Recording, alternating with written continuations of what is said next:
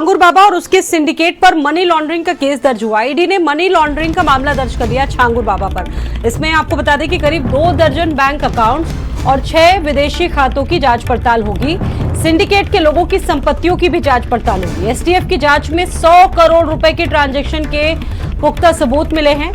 दूसरे देशों से मिलने वाली रकम कहां खर्च होगी, जांच होगी इस बात की। सिंडिकेट के अन्य लोगों की भी संपत्तियों की जांच करेगी ईडी। छांगुर बाबा का नाम इसमें सामने आ रहा है और 100 करोड़ रुपए के ट्रांजैक्शन के भी पुख्ता सबूत मिले एसटीएफ की जांच में। और साथ ही साथ दूसरी कंट्री से मिलने वाली रकम कहां खपाई गई, कहां खर्च हुई, इस बात की भी पड़ताल होगी। छांगुर बाबा और उसके सिंडिकेट पर मनी लॉन्ड्रिंग का केस दर्ज हो चुका है और अब जांच की आगे बढ़ रही। ईडी ने मनी लॉन्ड्रिंग का मामला छांगुर बाबा के खिलाफ दर्ज किया है। करीब 2 दर्जन बैंक अकाउंट्स और 6 विदेशी खातों की जांच होगी।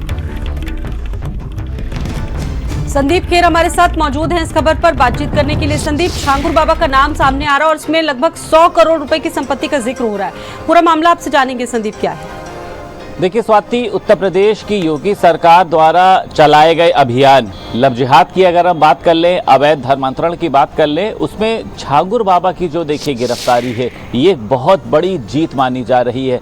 आपने कई बार सुना होगा कि कई जो गैर मुस्लिम लड़कियां होती हैं, भोली भाली होती हैं, जिनको कुछ पता नहीं होता। आपने देखा होगा ये खबर आती है वो किसी युवक के साथ जो है वो भाग गई, या फिर उसने किसी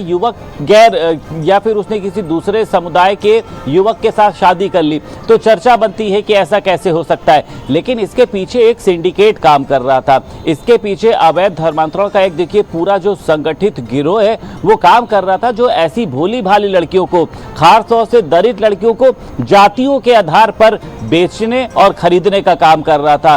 किस जाति की कौन सी लड़की है, उसका कितना रेट लगना, और इसका मास्टरमाइंड कौन था? छांगुर बाबा। एक अंगूठी बेचने वाला, आप समझिए सड़क पर रहने वाला एक आदमी करोड़ों रुपए की संपत्ति का मालिकान कैसे बन गया? 100 करोड़ की संपत्ति के सबूत मिले हैं।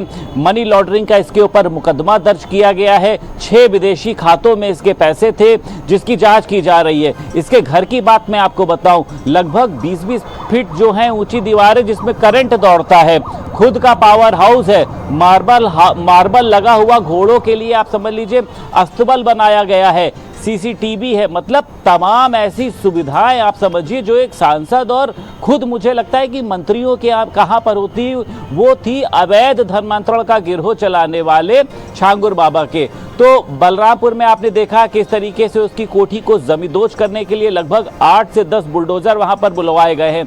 अब मनी लॉन्ड्रिंग का देखिए इसके ऊपर केस दर्ज किया गया है। ये देखा जा रहा है क्योंकि देखिए सभी को पता है कि अकेला चना जो है वो भाड़ नहीं फोड़ सकता है।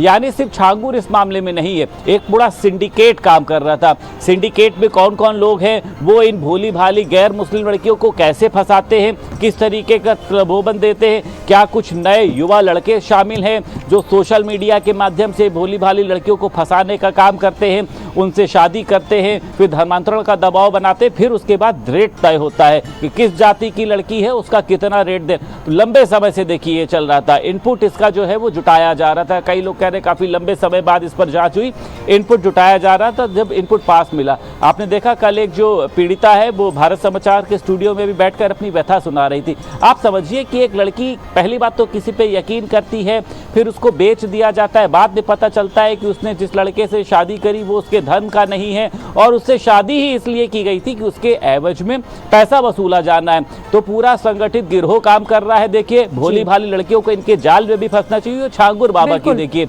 दिक्कतें बढ़ेंगी, चाहे छांगुर बाबा हो, चाहे उसके परिवार के लोग हो, उसके आसपास के जुड़े हुए हो, एक अकेला व्यक्ति ये काम नहीं कर सकता। पूरा का पूरा सिंडिकेट और कहां कैसे किस देश से तार जुड़े हुए हैं, जांच का विषय है। फिलहाल अब जांच आगे बढ़ेगी। बहुत धन्यवाद संदीप आपका। मुरादाबाद में नदी में डूबने से 3 बच्चों की